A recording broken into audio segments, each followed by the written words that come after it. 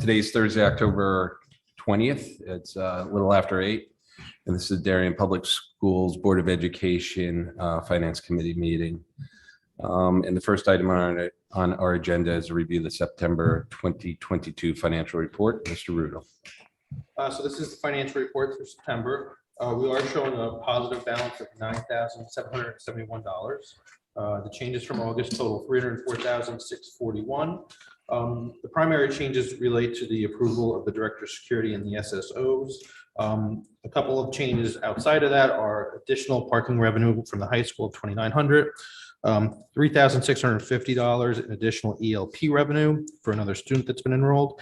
And then we were able to secure interns for the fall at Hindley and Tokenique. So that's a reduction of $15,300. So without the SSOs and the Director of Security, the change is about $8,600. We have flagged the prorated portion for the Director of Security, the 6 SSOs, the materials related to that, and then the fringe benefits.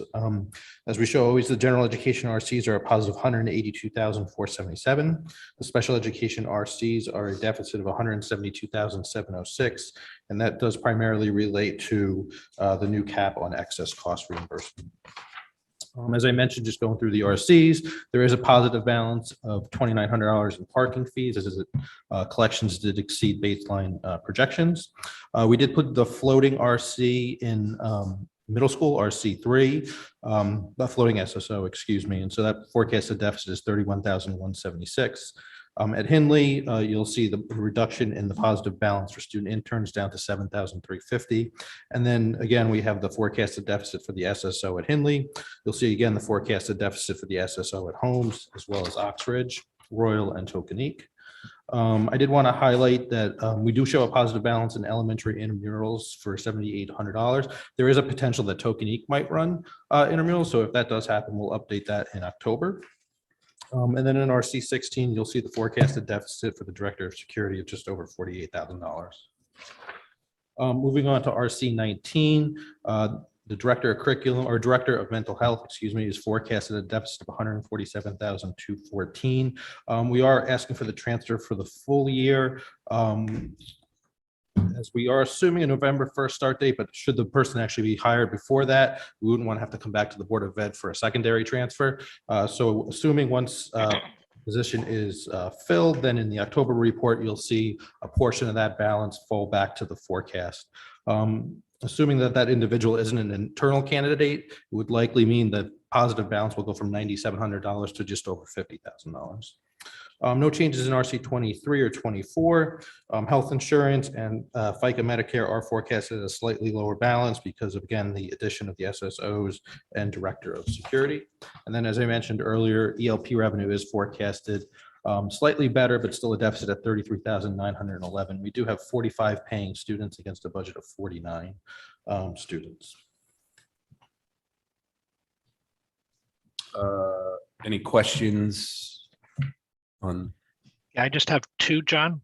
Go ahead. Dennis. We don't see you, so you're gonna have to just speak up, okay? Okay, sorry. No, it's not your fault. Rich, a question on the parking at the high school. So we have a balance of $2,900. It's more of a question.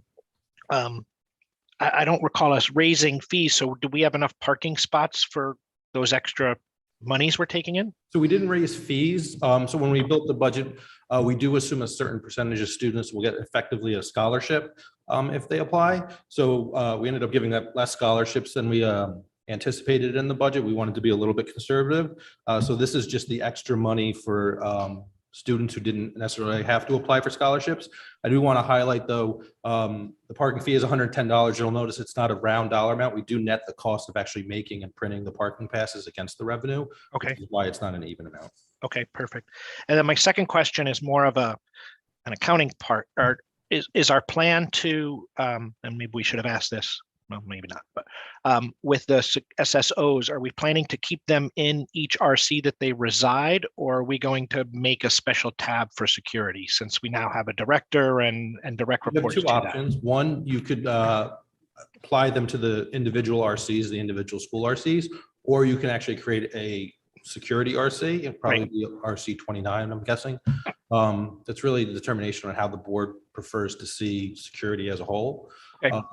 But since we don't have an approved RC for security, as of right now, we're flagging them in the individual school RCs. What is your preference? Yeah. So Exactly. there's two ways to look at it. One is when you don't put them in the individual RCs, it's kind of the same as special education. You don't get a true picture of what that school costs to run, right? So you're not seeing the SSO, or if it's special education, you're not seeing the paraprofessionals or the special education teachers.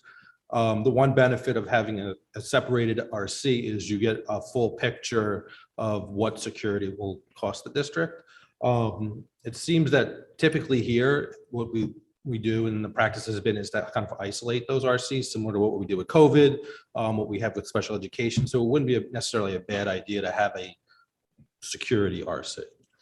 And how would we solidify that a recommendation? Would be a vote of the board, or I mean, is this slated for discussion and upcoming agenda for the board, I guess? But currently it's not a, can you hear me in this? Yes. Yep. Currently, that's not the case, because I would recommend that, given discussions that we've had prior about different line items and different accounts and so on and RCs, that we would bring that to the board as a consideration from here. We also have to consider what goes in there, campus monitors or anything else that goes in there. So the idea of consistency and historical data, do we have all that, which we have, obviously. I'm confident we can do that, but it would include a couple of those things. One, bring it to the board, I would recommend, and two, what other things gets transferred in there. Okay, so that will be a more in-depth upcoming discussion in the next month or so. I would think we'd want to make a decision before the budget goes to the board. So Okay. either between October and November. Perfect. I wouldn't expect it to be that big of a discussion. I think people would have an opinion whether it. Oh, sure, yeah, we just I want to go through, proper protocols, so Right. it's very clear if we, because it will entail a number of accounting adjustments, both Right. historically and how we look at things, if we do go forward with that. We do have a little bit of a mixed strategy. Over time, we've moved psychologists around, we've moved PE teachers around, we've moved music teachers, did I say psychologists already? So I think it would be helpful to see comparable staff and sort of how we're treating it, because I agree with you. We have a lot of things in special ed, but we have dispersed other staff. So again, it's not a big deal. To your point, it's just what the How view you like to shows look you. at it, right? But I think consistency will be one factor that we discuss. Okay, and then just staying on the SSO standpoint, so we've accounted for it as if the board did approve, the program. The board did vote to take it for a special appropriation, which is a process for the Board of Finance. Then ultimately, if they decide to issue a special appropriation, the RTM. However, just hypothetically, if, the Board of Finance, for instance, or the RTM says, you know what, you're running a surplus in your budget, why don't you guys take care of it within your budget? We have the ability to do that. But as you pointed out, right now, it's a $9,700 surplus if you account for the SSOs out of this year's budget, the current year budget. However, the mental health, the way we're accounting for the mental health transfer should yield another $50,000, did you say? Or, I'm sorry, $40,000? Yeah. Okay, so we have a That's only if he hires internally, correct? Is that, No, No. so you'd have more of a positive balance if you hire internally. okay, So what we didn't want to do was bring a prorated portion. Should we hire somebody internally, and then we'd have to come back to the board for another transfer? If you hire somebody externally, the expectation would be that person would have to probably give notice, et cetera. So you should yield that anticipated savings of that November 1st or early November start date. Person who wouldn't have to obviously give notice is if you hire somebody internally. So you'd be that positive 50,000. So we did flag the SSOs and the director of security as a deficit. Should the town give it a special appropriation, then it would essentially refund that deficit. If the town decides not to give the special appropriation and the board wants to continue with the SSOs and the director of security, over time, we'd probably bring recommended transfers for the board to consider. It might not be that we do one big recommended transfer all at once. It might be that you do them in pieces as the year progresses. So the anticipated surplus, bringing into account the director of mental health, would probably be about $50,000. There's still some factors to consider. We have 5 teaching positions that are still left to be filled. So depending on how those hires shake out, you could either go more positive or more negative, depending on how the winter shakes out, because it is still early with like snow removal and things like that. You can go either more positive or more negative if it's a bad winter or a good winter. So it's just a matter of, how close to the line do you want to go? Should we not get an appropriation? Okay, I mean, needless to say, there was a vote, there's a process in place, and we'll go through that process with the special appropriation, Yep. see where things flesh out, but this is really helpful to kind of show where, if the special appropriation was not issued for the SSOs, and the board decided to look at its internal options for financing, this is what it could do, but we'd need a, vote of the board for transfers then and that sort of thing. Okay, that's awesome. Thank you very much. And thanks for highlighting the question on the director of mental health. I think that, that Sure. you cleared that up too. Anything else? Dennis, any other questions?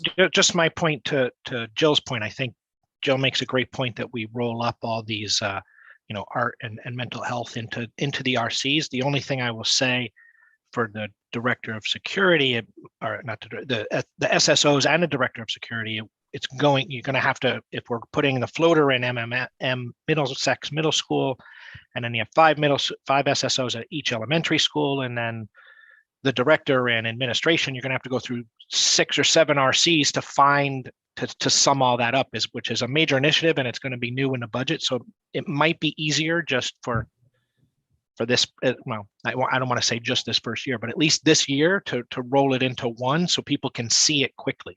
Yeah, But- I see your point, and again, this is kind of tangential to what's on the agenda today. So we'll definitely probably see this at the finance committee and the board in an upcoming meeting. Maybe the next one. Either the next one after that. Yeah, and not the next board meeting. Right, yeah. Again, finance committee. Okay, perfect. You want to just go through the budget transfer, please? Sure. So there is one transfer recommended for approval. It is to fund the director of mental health. So we did break down the total salary of the director of mental health, 147, the associated Medicare cost and health benefits. We are recommending taking the funds from budget control and then the portion of unused teacher and residents salary savings. Okay. It's pretty straightforward, and we kind of just discussed it. I would recommend to the board that it executes the transfer. Just, you can, again, just once again, explain to the board, why it's the full amount, the thought process.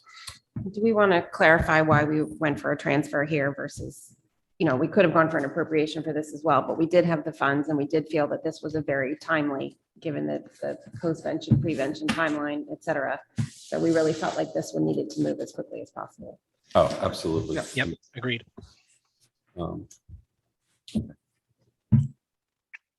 So, I mean, you had the option of using budget control for that.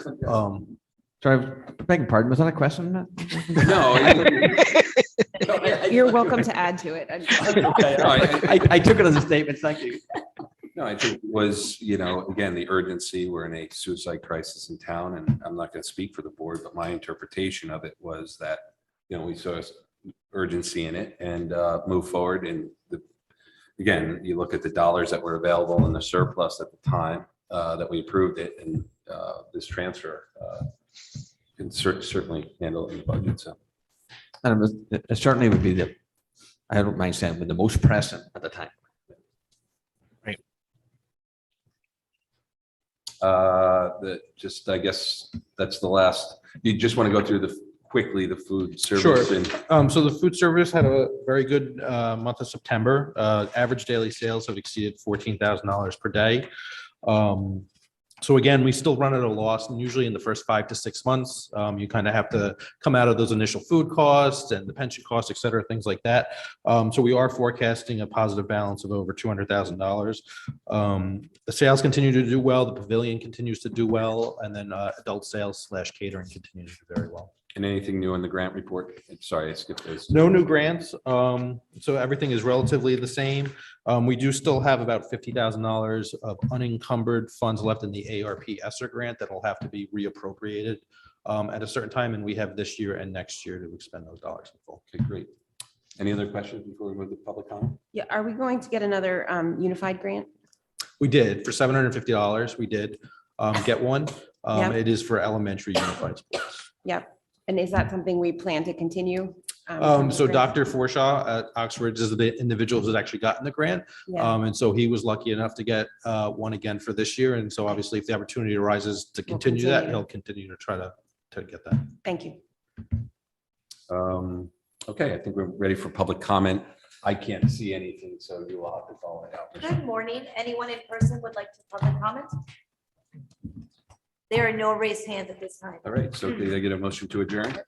So moved. Oh, I'm sorry. Anybody here, guys? Sorry. No. She asked them. Oh, She asked in person. motion to adjourn. Aye. All right, thank you. Thank you all. Bye-bye.